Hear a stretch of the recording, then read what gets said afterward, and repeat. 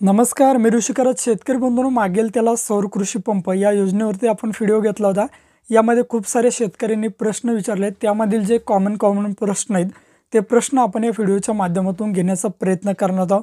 आणि जर तुमचा प्रश्न यामध्ये नसेल तर तुम्ही कमेंट करा, त्याचं सुद्धा उत्तर देण्याचा प्रयत्न 100% आपण या ठिकाणी करणार आहोत। तर शेतकरी बंधूंनो, व्हिडिओ नक्की तुम्ही शेवटपर्यंत बघा। आपल्या चॅनलवर जर तुम्ही पहिल्यांदाच आला असाल तर चॅनलला सबस्क्राइब करून द्या। असेच नवनवीन व्हिडिओ आम्ही तुमच्यासाठी घेऊन येतो। जर तुम्हाला काही विचारायचं असलं तर व्हिडिओला कमेंट करा किंवा व्हिडिओच्या डिस्क्रिप्शन बॉक्समध्ये टेलिग्रामचा ग्रुप दिला आहे, त्यावरती तुम्ही अजूनही जॉईन झाला नसाल तर त्यावरती जॉईन व्हा। त्यावरती डायरेक्टली तुम्ही आमच्याशी बोलू शकता किंवा तुमचे प्रश्न आम्हाला विचारू शकता। नक्कीच आमची टीम तुम्हाला त्वरित प्रतिसाद देईल। चला तर या ठिकाणी मागेल त्याला सौर कृषी पंप योजनेमध्ये तुमच्या मनामधील जर काही प्रश्न असेल तर या व्हिडिओच्या माध्यमातून तुम्ही आम्हाला कमेंट करून विचारू शकता। शेतकरी बंधूंनो, सर्वात पहिला प्रश्न म्हणजे या ठिकाणी विचारला गेला होता की आम्ही नदीवरती सोलार घेऊ शकतो का? तर शेतकरी बंधूंनो, तुम्ही नदीवरती सोलार घेऊ शकत नाही, फक्त तुम्ही विहिरीवर घेऊ शकता, बोरवेलवर घेऊ शकता किंवा शेततळेवरती घेऊ शकता। नदीवरती तुम्हाला सोलार या ठिकाणी भेटत नाही आणि त्या ठिकाणी तुम्हाला तो सेल्फ सर्वेमध्ये ऑप्शन सुद्धा नाही आहे। दुसरा बघा, या ठिकाणी मेसेज येतोय किंवा कमेंट्स येते की आम्हाला या ठिकाणी पेमेंटचा ऑप्शन आला नाही।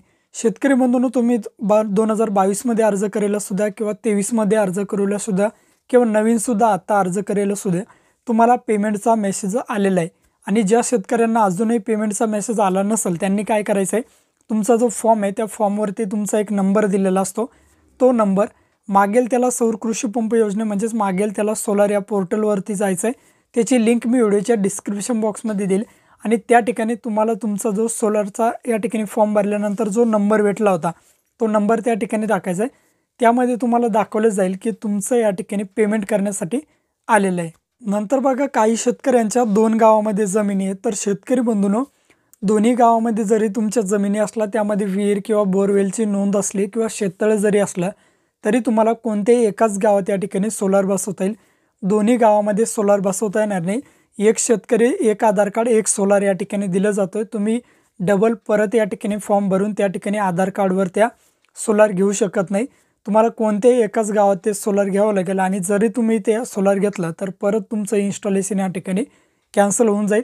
त्यामुळे कोणत्याही एकाच गावामध्ये तुम्हाला कोणत्याही एकाच जमिनीवरती सोलार घ्यायचं आहे, परत या ठिकाणी फॉर्म भरायचा नाही। नंतर एक प्रश्न प्रकर्षाने विचारला जातोय की आम्ही ज्यावेळेस सोलारचा फॉर्म भरला होता किंवा कुसुम असेल किंवा कोणती योजना असेल त्यावेळेस जेव्हा फॉर्म भरला होता त्यावेळेस तुमच्या सातबारावरती विहिरीची किंवा बोरवेलची नोंद नव्हती, पण आता तुमच्या सातबारावरती विहीर किंवा बोरवेल किंवा शेततळे कोणतं तरी एक पाण्याच्या स्रोताचं या ठिकाणी साधण्याची नोंद झालेली, तर आता आम्ही पेमेंट करावं का?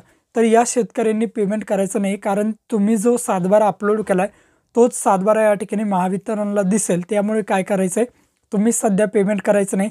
ज्यावेळेस तुमचा अर्ज एडिट केला जाईल त्याच्यानंतर तुम्ही पेमेंट करायचं आहे।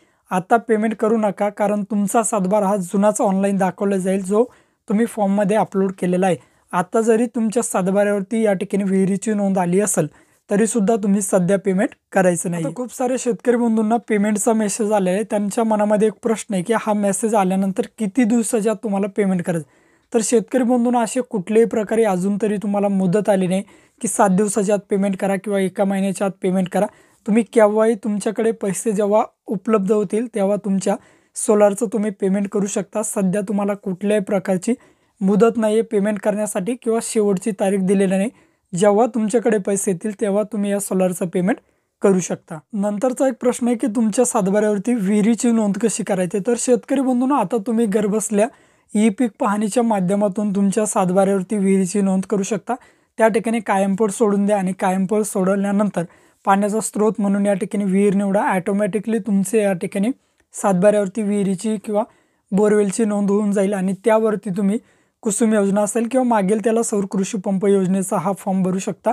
त्यामध्ये कुठल्याही प्रकारची त्रुटी तुमच्या फॉर्ममध्ये येणार नाही। तुम्ही ई पीक पाहणीद्वारे विहीर किंवा बोरवेलची नोंद आता या ठिकाणी करू शकता। नंतरचा सर्वात मोठा प्रश्न किंवा शेतकऱ्यांमार्फत विचारणा केली जाते की त्यांनी मेडाचा सुद्धा फॉर्म भरला आहे, मागेल त्याला सौर कृषी पंप योजना म्हणजे या दोन्ही योजनेचा फॉर्म भरला आहे, तुमचा फॉर्म या ठिकाणी रद्द होईल का? तर नक्कीच तुमचा एक फॉर्म कोणताही रद्द होऊन जाईल। तुम्ही मेडामार्फत भरला काय किंवा मागेल त्याला सौर कृषी पंप योजनेमार्फत भरला काय, दोन्ही सुद्धा पोर्टल एकच आहे। आता तुम्हाला एकच पोर्टल दिलेलं आहे, ते म्हणजे मागेल त्याला सौर कृषी पंप योजना. दुसरं कोणत्याही प्रकारचं पोर्टल आता सध्या उपलब्ध नाही आणि या पोर्टलची लिंक मी व्हिडिओच्या डिस्क्रिप्शन बॉक्समध्ये दिली. तेथून जाऊन तुम्ही तुमच्या फॉर्मचं पेमेंट करू शकता. कोणत्याही एकाच फॉर्मचं पेमेंट करा, दोन्ही फॉर्मचं पेमेंट या ठिकाणी करू नका. तुमचे पैसे अडकून पडतील. त्यामुळे कोणत्याही एकाच फॉर्मचं पेमेंट करायचं आहे आणि दुसरं म्हणजे फॉर्म परत डबल भरायचा नाही. एका आधार कार्डवर तुम्हाला एकच सोलार मिळेल एकाच शेतकऱ्याला, अशा प्रकारचं हे सांगण्यात येते. त्यामुळे डबल फॉर्म भरायचा नाही आहे. नंतर एक प्रश्न विचारला जातो की सोलार घेण्यासाठी एजंटला पैसे द्यावा का? तर शेतकरी बंधूंनो, कुठल्याही प्रकारचे एजंटला तुम्हाला पैसे देण्याची गरज नाही. तुम्ही घरबसल्या तुमचं फॉर्म भरू शकता, तुमचा सेल्फ सर्वे करू शकता, पेमेंट करू शकता, व्हेंडर सिलेक्शन करू शकता. A to Z प्रोसेस फ्रीमध्ये होईल. कुणालाही ₹1 तुम्हाला द्यायची गरज नाही. तुम्ही CSC सेंटरवर जाऊन किंवा महाऑनलाईन सेंटरवर जाऊन ऑनलाईन फॉर्म भरून द्यायचा आहे. सर्व प्रोसेस त्यांच्यामार्फत सुद्धा तुम्ही करू शकता किंवा स्वतःसुद्धा करू शकता. कुठल्याही प्रकारच्या कोणत्याही एजंटला पैसे देऊ नका. पैसे देऊन तुमचं सोलार लवकर येईल अशातला काहीही भाग नाही. ज्यावेळेस या ठिकाणी तुमचा कोटा उपलब्ध होईल किंवा सोलार उपलब्ध होईल, ॲटोमॅटिकली तुम्हाला तुमच्याशी कॉन्टॅक्ट केला जातो आणि कॉन्टॅक्ट करून तुमचं सोलार हे तुम्हाला दिलं जातं आहे. कोणालाही पैसे देऊ नका. स्वतः फॉर्म भरू शकता किंवा CSC सेंटरमार्फत फॉर्म भरू शकता.